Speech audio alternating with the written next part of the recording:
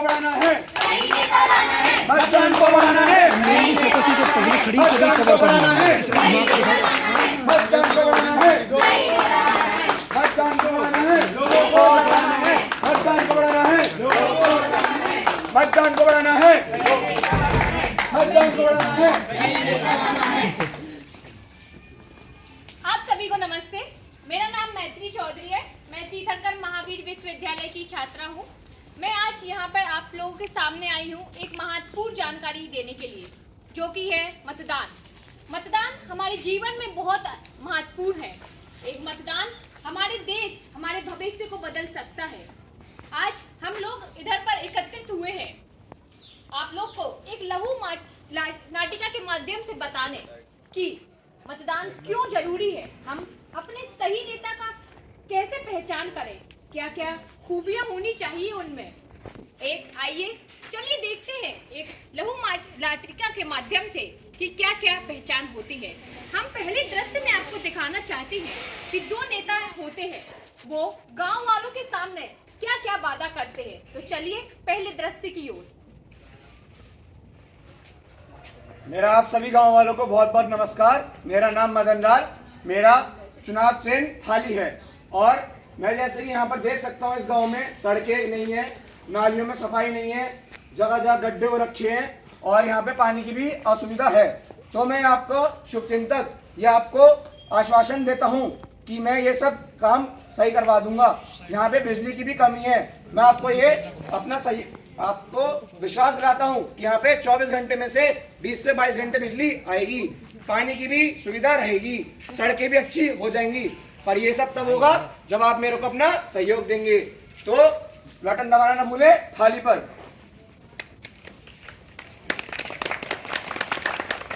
आप सभी को नमस्कार। मैं आप सभी के सामने उपस्थित हुआ। मैं इस सभी के इस काम के लिए आप सभी को धन्यवाद करना चाहता हूँ कि आपने मुझे इस काबिल समझा कि मैं आपके सामने खड़ा होकर आपके लिए आपका चेहरा बन सकूं, ताकि आपकी समस्या को मैं आगे तक पहुंचा सकूं। मैं चाहूँगा जैसे कि हम सभी देख रहे हैं यहाँ पे सड़कें टूटी हुई हैं, जगह जगह पानी भरा हुआ है, बिजली कम आ रही है। इन सभी को समस्या का समाधान करने के लिए मैं चाहूँगा कि हम सभी आगे आएँ और इन सबको करवाएं। तो आप सभी ने मुझे अपना फेस बनाया, आपने मुझे चेहरा बनाया कि आपकी जो दिक्कतें हैं मैं उन्हें आगे पहुँचा सकूँ। इस सभी के लिए आप सभी को धन्यवाद। मैं चाहता हूँ कि आप मुझे समर्थन दें जिससे कि मैं इन सभी समस्याओं को समाधान कर सकूँ। धन्यवाद। जैसा कि आपने पहले दृश्य में देखा, लोगों से कई वादे किए गए हैं नेता ने, पर जैसे उनने वादे किए हैं क्या वो वैसा सोचते हैं? तो उस चीज को देखने के लिए चलिए हम चलते हैं उनके कार्य कक्ष में, जहाँ पे वो एक दूसरे से बातें करते हैं। चलिए।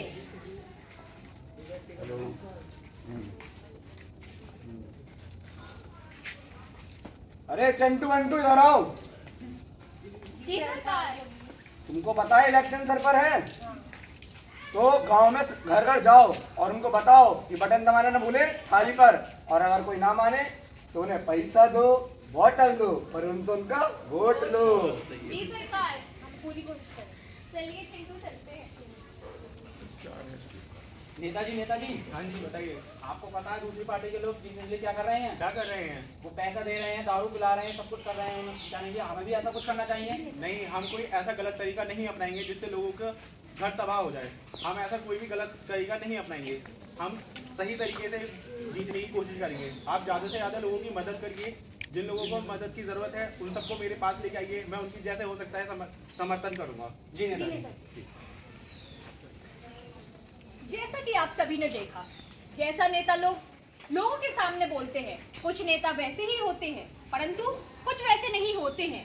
तो हमारे लिए निर्णय करना पड़ता है कि कौन सा नेता सही है, कौन सा नहीं। पर मतदान देना भी जरूरी है।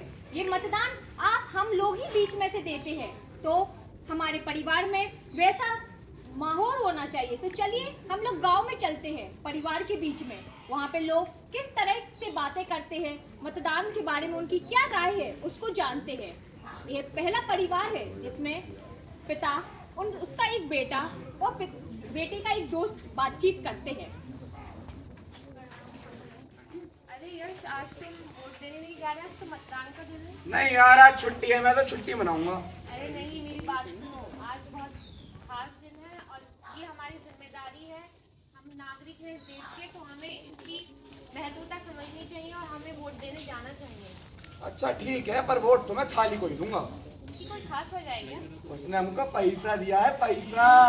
अरे मैंने तो वैसे तलवार को वोट दिया है, मुझे वो ज्यादा अच्छे लगे। ये तुम्हारी मर्जी है।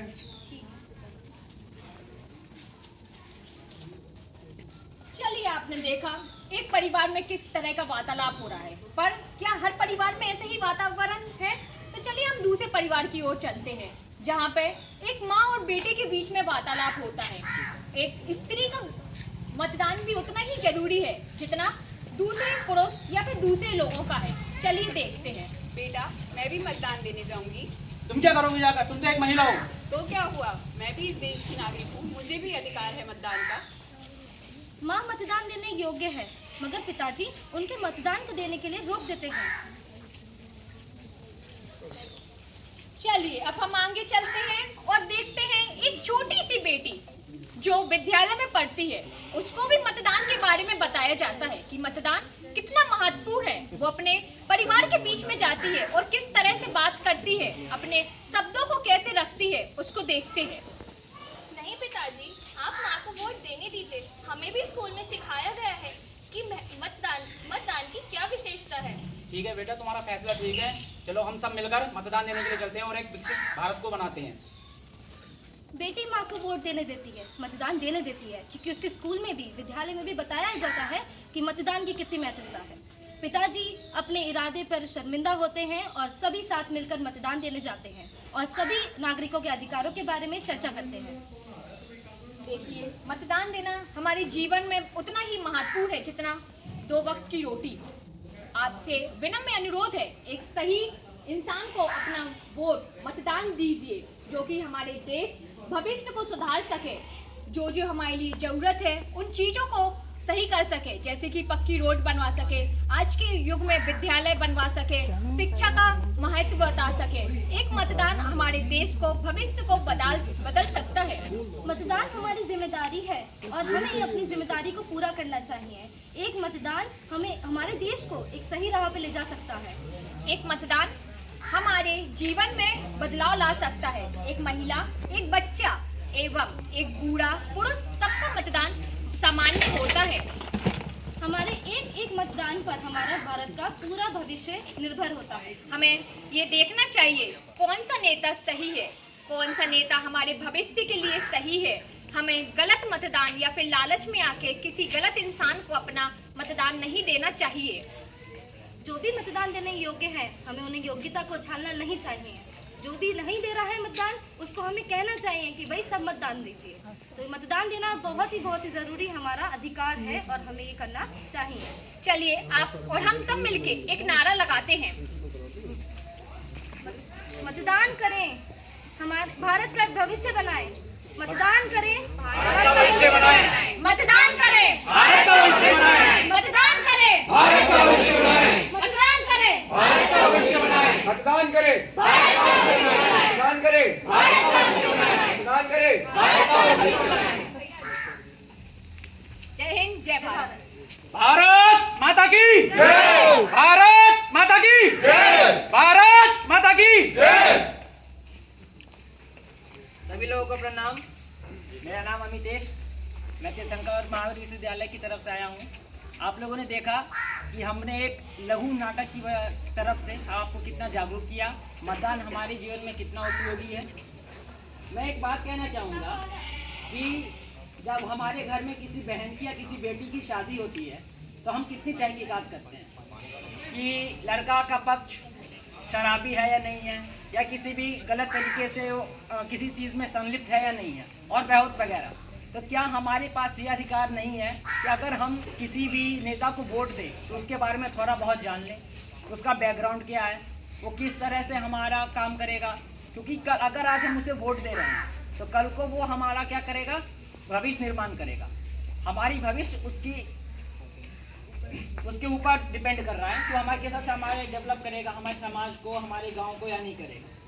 तो जब भी कभी आप वोट दें तो उससे पहले आप उस नेता को जान लें कि वो हमारे लायक है या नहीं, हमारे समाज के लायक है या नहीं। अंत में यही बात बोलना चाहूँगा, जैसे आपने देखा इस नाटक में 2 नेता थे। अगर मान लीजिए कोई ऐसा परिवार था जिन्हें उन 2 नेता में से किन्हीं को भी पसंद नहीं था, तो हमारे पास एक एलिजिबिलिटी आती है नोटा की, नन ऑफ द एबव, यानी कि इन दोनों में से हमें कोई सा भी पसंद नहीं है, तो हम उसका भी उपयोग कर सकते हैं। तो अगर आप लोग को लगता है कि कोई नेता नहीं है आपके काम के योग्य, तो आप नोटा का भी उपयोग कर सकते हैं। और जैसा आप लोग जानते हैं, भारत में मतदाता की आयु की जो है वो 18 वर्ष हो गई है। तो जो लोग 18 वर्ष के ऊपर हैं या फिर 18 वर्ष उनका पूरा होने वाला है, वो अपना नाम मतदाता सूची में लगवाएं और आने वाले लोकसभा चुनाव में जरूर वोट दें, क्योंकि आपका एक एक वोट हमारे देश के लिए, विकास के लिए महत्वपूर्ण है। धन्यवाद।